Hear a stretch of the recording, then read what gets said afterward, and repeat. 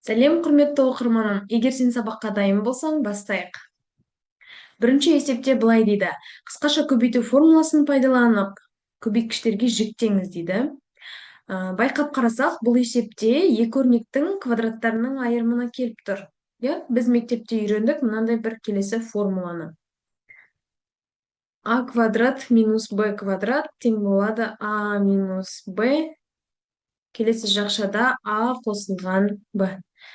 Осы формулаға келтіреміз. Сонда 5n минус 6-ның квадраты азайтылған n квадрат тең болады. Бұл жерде бізде алғашқы өрнегіміз ол аны береді. Мынау аның орнында тұр деген сөз. Кеттік ары қарай жалғастырайық. Сонда екі жақшаға жіктейміз. 5n минус 6 азайтылған n. Келесі жақшада 5n минус 6 қосылған n. Ұқсас мүшелерді біріктіреміз. Сонда 5n-нан 1n алынып кетеді 4n минус 6.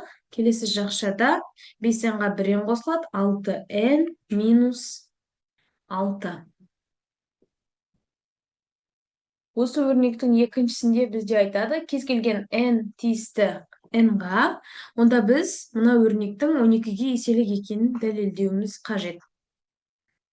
Дәл жаңағы өрнек, оны біз енді қысқаша көбейту формуласын екі өрнектің айырымының квадраты формуласын қолданып ашып жіберсек. 5-тің квадраты бізде 25n квадрат минус формулада 2 бар, 6 бесім 30, 2-ке көбейтсек 60n минус 36 азайтылған n квадрат. Тең болады, ұқсас мүшелерді жинақтасақ. 24n квадрат минус 60n минус 36. Енді, мына жерде байқап тұрғандарыңыздай, барлығы бізде қандай? Жұп, және де бұлардың барлығы 12-ге бөлінетін сандар.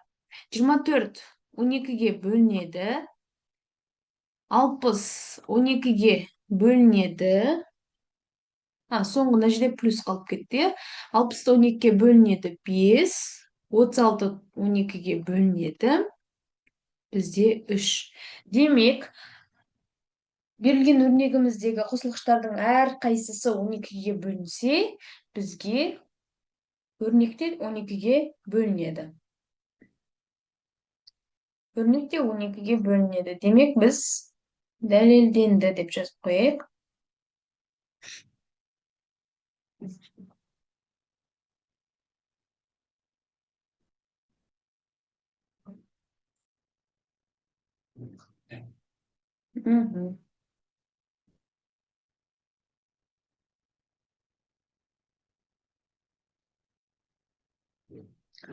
Кеттік ары қарай.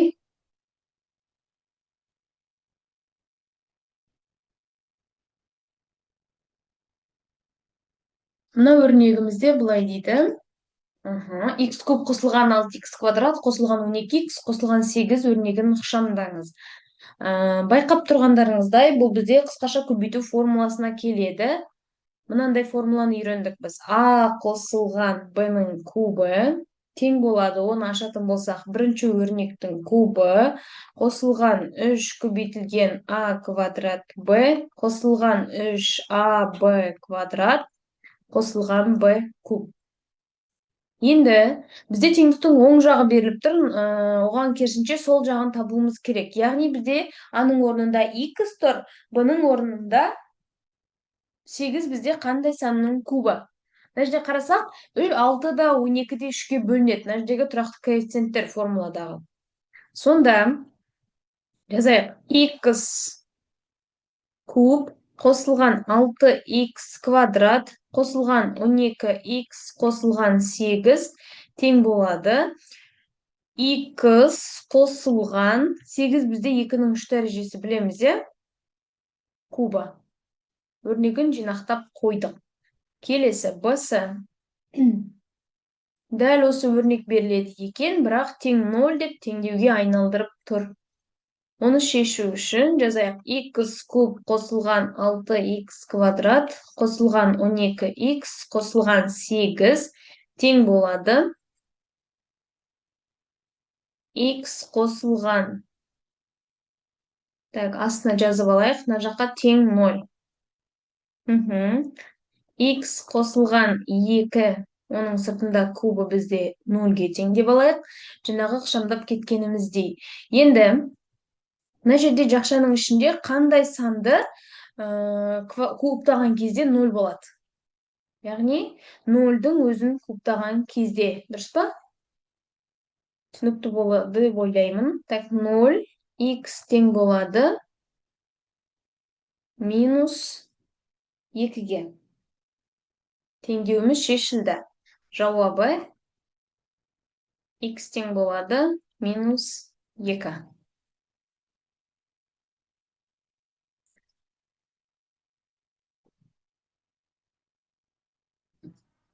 Келесі есебімізге өтейік. Тиімді тәсілмен есептеңіз дейді. Жақсы. Мына жерде не байқап тұрмыз? Барлығы бір-біріне ұқсамай тұр, бірақ жазайық. 37 көбейтілген 12,2 қосылған. Мына тұрған соңғы а квадрат минус б квадратқа келтіріп жіберуге болады, е? Алғашқы есебіміз сияқты. Жазайық. Сонда 22,4 минус 14,6. Келесі жақшада 22,4 қосылған 14,6. Тең болады. Ұқсас мүшелерді біріктіреміз. 37 көбейтілген 12,2 қосылған. Егер бірінші жақшаны орындайтын болсақ, бізде шығады екен 7,8. Келесі жақшада шығады бізде 37. Енді байқап тұрсаңыздар, мына жерде 37. 37-ні жазып қояйық. Ол бізде ортақ көбейткіш, уже жақшаның сыртына шығарып жібереміз. Сонда ішінде қалады бізде 12,2 қосылған 7,8. Тең болады. Бөлшектің жақшаның сыртындағы 37-ні жазып қоямыз. Көбейтілген 20. Тең болады 740. 37-не жақшаның ішінен 20 деген сан шығады, оны 37-ге көбейтсек, бізде 740 болады екен. Жазып болдық па? Егер сұрақ болса, комментарийға жазуға болады. Мен әрдайым көмектесуге дайынмын. Лайк басып тіркеліп отыруды ұмытпаңыздар.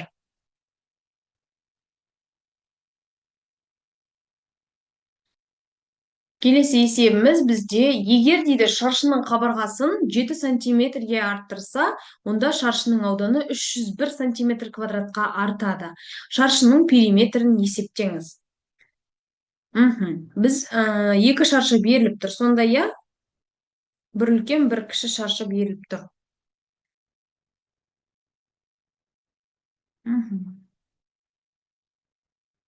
Мынаның қабырғасы бізде x болсын. Ал екінші шаршының қабырғасы ол 7 сантиметрге артық деп тұр. Сәл үлкендеу. Ол демек x қосу 7 болады. Мынаның ауданы бізде x квадрат шаршыныкі. Мұнда x плюс 7-нің квадраты. Ауданы осындайға артады. Периметрді есептеңіз дейді. Жақсы. Енді біз теңдеу құрып алайық. Теңдеуіміз бұлай болады. X қосылған 7-нің квадраты, яғни екінші шаршының ауданы тең болады. Бірінші шаршының ауданы бізде x квадрат еді ғой. Соған 301-ді қосамыз. Себебі ол 301-ге артады деді.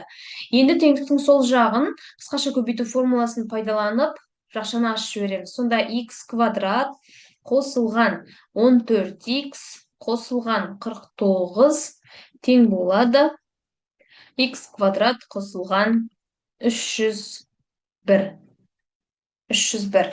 Енді x квадраттар бізде жойылады. Қалғанын жазайық. 14x қосылған 49 тең болады 301. Бұдан 14x тең болады үш жүз бірден 49-ды алып тастаймыз. Сонда 252. Х-ті табу сапсақ 18. Бізге айтады шаршының периметрін есептеңіз. Периметрдің формуласы шаршы болғандықтан бізде 4а екенін білеміз, барлық қабырғалары тең. Периметрді есептесек, 4 көбейтілген 18 сантиметр. 18-ді 4-ке көбейтсек, бізде 72 сантиметр. Жауабы 72 сантиметр. Жазып алайық. Жақсы балалар, осымен бүгінгі нұсқа талдауымыз аяқталды. Келесі тағы да осындай қызықты нұсқа есептері болады. Әртүрлі есептер шығарып отырамыз. Жоғалтып алмау үшін лайк басып, каналыма тіркелуді ұмытпаңыздар. Келесі кездескенше сау болыңыздар.